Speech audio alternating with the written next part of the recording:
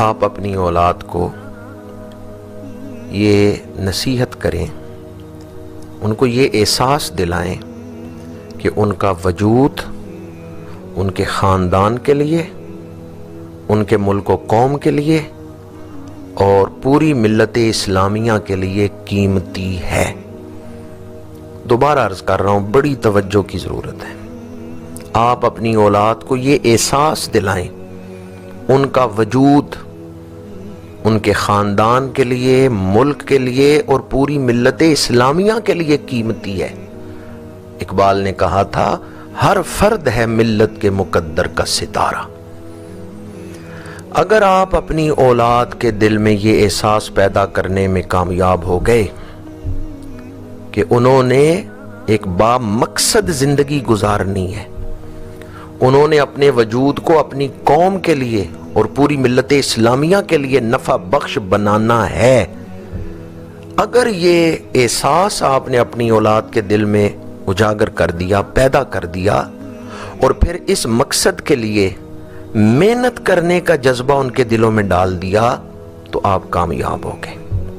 یہ دو چیزیں اولاد کے دل میں پیدا کریں، ایک تو زندگی کا مقصد اور دوسرا اس کے لیے محنت کرنے کا جذبہ، اور مقصد میں وسعت پیدا کریں کہ وہ اپنے خاندان، اپنے ملک و قوم اور پوری ملت اسلامیہ کے لیے اپنے وجود کو نفع بخش بنائیں۔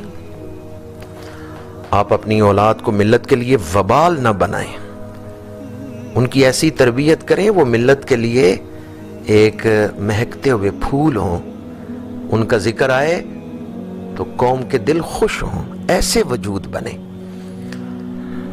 پانچویں چیز، اور اس کے لیے بھی بڑی توجہ درکار ہے، کہ آپ اپنے بچے کو کسی ایسے جنگل میں اکیلے بھیجنے پر راضی ہوں گے جس جنگل میں بھیڑیے ہیں، خونخوار درندے ہیں، اور 100% یقین ہے کہ آپ کا بچہ جب اس جنگل میں جائے گا تو وہ خونخوار درندے اس پہ حملہ آور ہو جائیں گے، تو کیا آپ اپنے بچے کو ایسے خطرناک جنگل میں بھیجنے پہ راضی ہوں گے؟ ہرگز نہیں۔ تو خدا را دھیان دیں، اس جنگل سے بھی زیادہ خطرناک سوشل میڈیا ہے، موبائل کا استعمال ہے۔ اس میں بھی وہ درندے بیٹھے ہوئے ہیں جو آپ کی اولاد سے ان کا ایمان چھیننا چاہتے ہیں، انسانیت کے ڈاکو بیٹھے ہوئے ہیں۔ اس لیے دھیان رکھیں اپنی اولاد کا، کہیں ان کے ذہن اغوا نہ ہو جائیں۔ آپ کے بچے آپ کے پاس ہیں لیکن ان کے ذہن آپ کے پاس نہیں ہیں۔ خدا را جب تک بچہ پختہ ذہن کا مالک نہ ہو اور پختہ کردار کا مالک نہ ہو، آپ اس کو سوشل میڈیا استعمال کرنے کی اجازت نہ دیں۔ جب تک وہ تعلیم میں اچھی کامیابی حاصل نہ کر لے اور کردار میں پختگی نہ آ جائے، سوشل میڈیا استعمال کرنے کی اجازت دینا خودکشی ہے۔ آپ اپنے ہاتھوں سے اپنی اولاد کو قتل کر رہے ہیں، انہیں خودکشی کرتا ہوا دیکھ رہے ہیں اور ہاتھ پہ ہاتھ دھرے بیٹھے ہیں۔ ہاں، اگر کوئی پختہ ذہن کا مالک ہو اور تربیت یافتہ شخص ہو تو ممکن ہے کہ سوشل میڈیا سے فائدہ حاصل کر لے، لیکن بالعموم آج ہماری اولاد بگڑ رہی ہے سوشل میڈیا کے غلط استعمال سے۔ اس لیے والدین کی ذمہ داری ہے کہ وہ اپنی اولاد کی نگرانی کریں، ان کا خیال رکھیں، انہیں کہ ہاں تمہیں استعمال کی اجازت دیں گے، لیکن پہلے تم اپنے آپ کو ایک پختہ متقی مسلمان تو بنا لو، پہلے تم اپنے اندر انسانیت کا وہ اعلیٰ معیار تو پیدا کر لو کہ تم اپنے آپ کو نقصان سے بچا سکتے ہو، تم اپنے اندر یہ قابلیت تو پیدا کر لو۔ اس وقت تک اولاد کو آپ سوشل میڈیا استعمال کرنے کی اجازت نہ دیں۔ ہے تو یہ بات مشکل کیونکہ آج کل والدین اس میں مجرمانہ غفلت کا شکار ہیں، لیکن میں اپنا فرض سمجھتے ہوئے یہ بات آپ تک پہنچا رہا ہوں۔ چھٹی بات، آپ بڑے مصروف ہیں لیکن کچھ وقت اپنی اولاد کے لیے نکالیں۔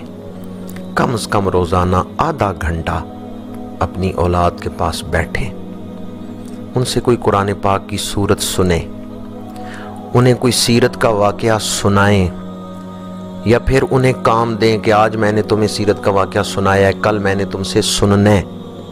اس طرح انہیں قرآن و حدیث سنائیں، بزرگوں کے واقعات سنائیں۔ ایک سکول میں ٹیچر نے طلباء سے پوچھا، بچوں سے پوچھا، تم بڑے ہو کے کیا بنو گے؟ ایک نے کہا میں ڈاکٹر بنوں گا، ایک نے کہا میں طبیب بنوں گا، ایک نے کہا انجینئر بنوں گا، ایک نے کہا میں سائنسدان بنوں گا۔ ایک بچے نے کہا میں بڑا ہو کے صحابی بنوں گا۔ ٹیچر حیران ہوا، اس نے کہا تم صحابی تو نہیں بن سکتے، وہ دروازہ تو 23 سالوں کے لیے کھلا تھا۔ جب حضور نے اعلان نبوت کیا صحابیت کا دروازہ کھل گیا، اور جب آپ کا وصال ہوا صحابیت کا دروازہ بند ہو گیا۔ جن خوش نصیبوں نے صحابی بننا تھا 23 سالوں میں بن گئے۔ اب تم ڈاکٹر بن سکتے ہو، انجینئر بن سکتے ہو، پائلٹ بن سکتے ہو، حافظ، قاری، مفسر، محدث بن سکتے ہو، صحابی نہیں بن سکتے۔ پر یہ بتاؤ تمہارے دل میں یہ خیال کیسے آیا؟ اس بچے سے پوچھا، یہ تم نے کیسے کہا کہ میں صحابی بنوں گا؟ اس بچے نے جواب دیا، میری ماں روزانہ رات کو مجھے صحابہ کرام کے واقعات سناتی ہے، میرے دل میں یہ بات نقش ہو گئی ہے صحابہ حضور سے سچا عشق کرنے والے ہیں، تو میں نے بھی کہا کہ میں حضور سے سچا عشق کرنے والا بنوں گا۔ آپ لوگ اپنی اولاد کو سلف صالحین کے واقعات سنائیں، صحابہ کرام کے واقعات سنائیں، ان میں اسلامی تشخص کو پیدا کریں، ان میں اسلامی شعار کی پابندی پیدا کریں، انہیں بتائیں کہ یہ کام مسلمانوں کا ہے، یہ کام غیر مسلموں کا ہے۔ اگر آپ نے اپنی اولاد میں اسلامی تشخص، اسلامی شناخت کو بیدار کیا اور اسلامی شناخت کی حفاظت کا جذبہ پیدا کر دیا تو آپ نے اسلام کی خدمت کی ہے، آپ پر اللہ اور اس کا رسول راضی ہوگا۔ میں اپنی گفتگو کو سمیٹ رہا ہوں۔ اپنے گھر میں اولاد کی تربیت کے حوالے سے اس پہلو کو بھی یاد رکھیں، باپ اولاد کے سامنے ماں کی توہین نہ کرے، ماں کو برا بھلا نہ کہے، اور ماں اولاد کے سامنے باپ کو برا بھلا نہ کہے۔ میں اکثر یہ بات کرتا ہوں، اگر اولاد والد کی عزت کرتی ہے تو اس کا مطلب ہے ماں بڑی نیک ہے، اس نے اولاد کو جوڑا ہے باپ کے ساتھ، اور اگر اولاد ماں کا ادب کر رہی ہے تو اس کا مطلب ہے باپ بڑا فراغ دل ہے، اس نے اولاد کے دل میں ماں کی محبت ڈالی ہے، اس نے اولاد کو ماں کی عظمت سنائی ہے، یا اولاد کو کہا ہے کہ ماں کا ادب کرنا ہے۔ تو اس لیے گھر کا ماحول خوشگوار رکھنے کے لیے والدین کو کردار ادا کرنا چاہیے کہ اولاد کے سامنے گھر کے بڑے بڑے جھگڑے لے کے نہ بیٹھ جائیں۔ اور یہ بات بھی بڑی اہم ہے کہ اگر کوئی چیز والد گھر میں لائے تو بچوں میں مساوات کو قائم رکھے، سب بچوں سے ایک جیسا سلوک کریں، بالخصوص کوئی چیز لائیں تو پہلے بیٹی کو دیں تاکہ بیٹی کا دل خوش ہو۔ اولاد میں سے کسی کو بھی احساس کمتری میں مبتلا نہ کریں، بلکہ اپنی اولاد کے ساتھ یکساں سلوک کریں۔ ہاں، جو شریعت مطہرہ نے احکامات دیے ہیں وہ ایک الگ عنوان ہے، لیکن جہاں تک محبت کا تعلق ہے آپ اپنی اولاد کے دل میں احساس کمتری نہ پیدا ہونے دیں، اپنی اولاد کے ساتھ جو شریعت نے حقوق دیے ہیں وہ اپنی اولاد کو دیں، ان کی خیر خواہی کریں۔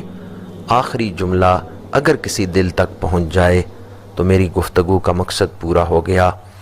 اگر والدین اولاد کی اچھی تربیت نہیں کرتے تو وہ اولاد کی زندگی تو خراب کر ہی رہے ہیں، ساتھ ساتھ وہ اپنی دنیا اور آخرت بھی برباد کر رہے ہیں۔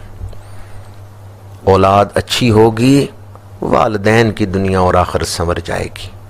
اولاد بگڑ گئی تو والدین کی دنیا اور آخرت بگڑ جائے گی۔ اللہ تعالی ہمیں یہ فرض ادا کرنے کی توفیق عطا فرمائے۔